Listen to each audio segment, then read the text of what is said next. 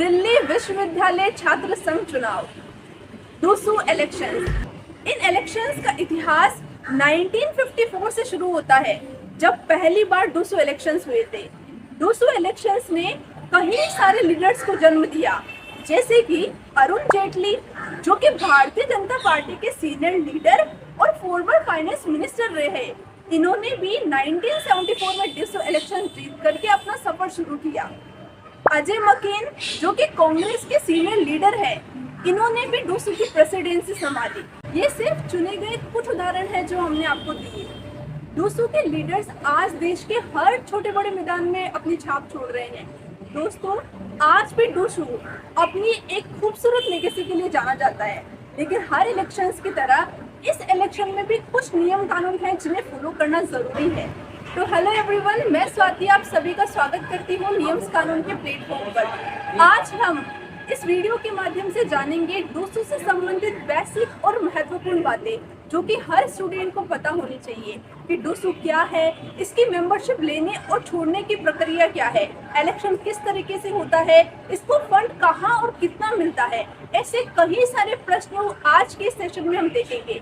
तो वीडियो को पूरा देखिए और जाने कि डूसू इलेक्शन सिर्फ एक चुनाव नहीं, परंपरा है जिसे आप आगे बढ़ाने वाले हैं।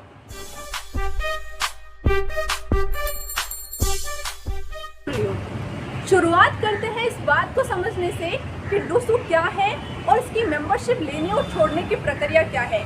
तो डूसू यानी दिल्ली यूनिवर्सिटी स्टूडेंट यूनियन, जैसा कि नाम से ही पता चल रहा है कि एक स्टूडेंट यूनियन है जिसमें दिल्ली यूनिवर्सिटी के एफिलिएटेड कॉलेज, फैकल्टीज और डिपार्टमेंट्स के रेगुलर स्टूडेंट आते हैं। यहाँ ध्यान रहे कि ऐसे स्टूडेंट्स जो कि फॉरेन लैंग्वेज कोर्स, डिप्लोमा या सर्टिफिकेट कोर्स के लिए इनरोल्ड है, उन स्टूडेंट्स को शामिल नहीं किया गया है। इस छात्र संघ का मेंबर आप कॉलेज में एडमिशन लेते ही बन जाते हो, लेकिन अगर आपका कॉलेज इस संघ से निकलना चाहता है तो इसके लिए आपके कॉलेज के 2/3 स्टूडेंट से रेजोल्यूशन पास कराना होगा। अब बात आती है कि डूसू का क्या एम्स और ऑब्जेक्टिव्स है। तो डूसू को स्टूडेंट्स के हित में बनाया गया था, ताकि स्टूडेंट्स के मन में एकजुटता की भावना आए और स्टूडेंट्स का सोशल, कल्चरल और इंटेलेक्चुअल डेवलपमेंट हो सके। वो यूनिवर्सिटी लेवल पर देखे कि डेमोक्रेटिक आउटलुक क्या है, जिससे कि जब वो अपना राजनीति का सफर तय करे तो वो लोगों को सर्व कर सके। इन्हीं मकसदों को पूरा करने के लिए 2 तरीके की काउंसिल बनाई जाती है, सेंट्रल काउंसिल और एग्जीक्यूटिव कमेटी। दोनों में ही कुछ इलेक्टेड और कुछ अपॉइंटेड मेंबर्स होते हैं। अपॉइंटेड मेंबर्स की बात करें तो दोनों में ही ट्रेजरर और स्टाफ एडवाइजर होते हैं। अगर इलेक्टेड मेंबर्स की बात करें तो सेंट्रल काउंसिल में इलेक्टेड मेंबर्स के अंदर ऑफिस बियरर प्लस हर कॉलेज से एक प्रेसिडेंट और सीसी होता है। और अगर हम एग्जीक्यूटिव कमेटी में देखें तो एग्जीक्यूटिव कमेटी में भी इलेक्टेड मेंबर्स के अंदर same office bearer plus 11 central council member होते हैं। यानी कि जैसे कि हमने सेंट्रल काउंसिल में देखे थे कि वहाँ पर हर कॉलेज से एक प्रेसिडेंट 10 सीसी थे, उन्हीं में से 11 मेंबर्स को एग्जीक्यूटिव कमेटी में बिठाया जाता है विद ऑफिस बियरर।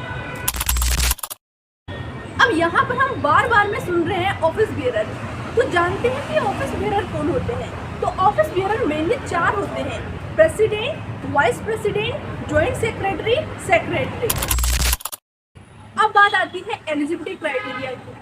तो जैसे कि मेन स्ट्रीम पॉलिटिक्स में पीएम या सीएम बनने के लिए कुछ क्राइटेरियाज होते हैं, वैसे ही डूसू इलेक्शंस में candidates, president, vice president, secretary, joint secretary, इनके भी कुछ क्राइटेरियाज होते हैं।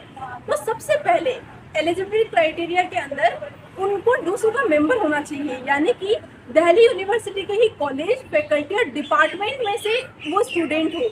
दूसरी बात, उनकी एज 25 साल मैक्सिमम होनी चाहिए, या फिर 12th पास करने के बाद उन्होंने 7 साल क्रॉस नहीं किया हो।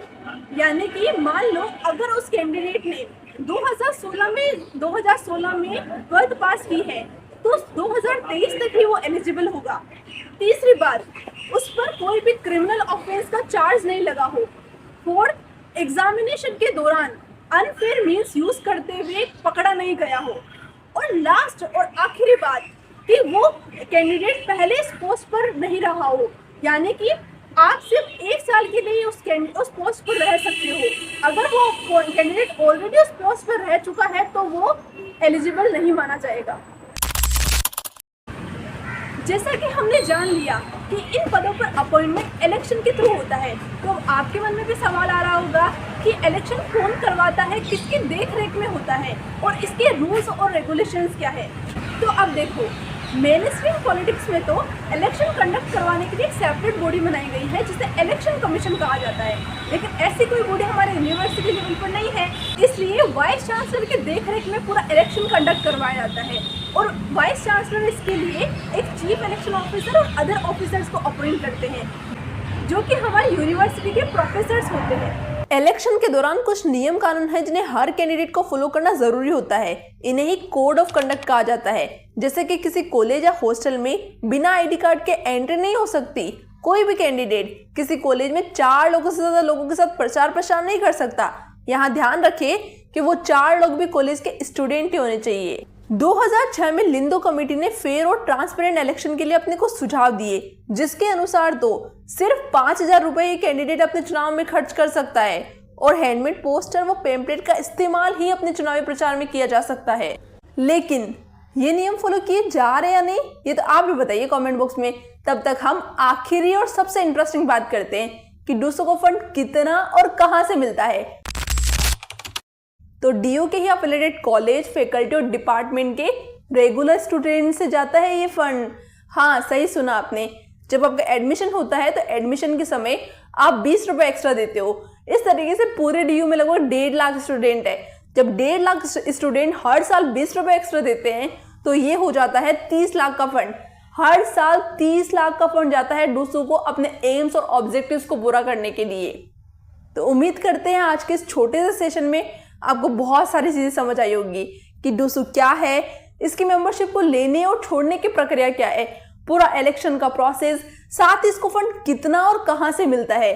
तो और ऐसी जानकारी के लिए आज ही हमारे चैनल को सब्सक्राइब कीजिए। साथ ही अगर आपको आज का सेशन हेल्पफुल लगा हो तो लाइक और शेयर करना ना भूले। अपनी राय कमेंट बॉक्स में भी जरूर बताना। थैंक यू एंड मिलते हैं नए वीडियोस के साथ।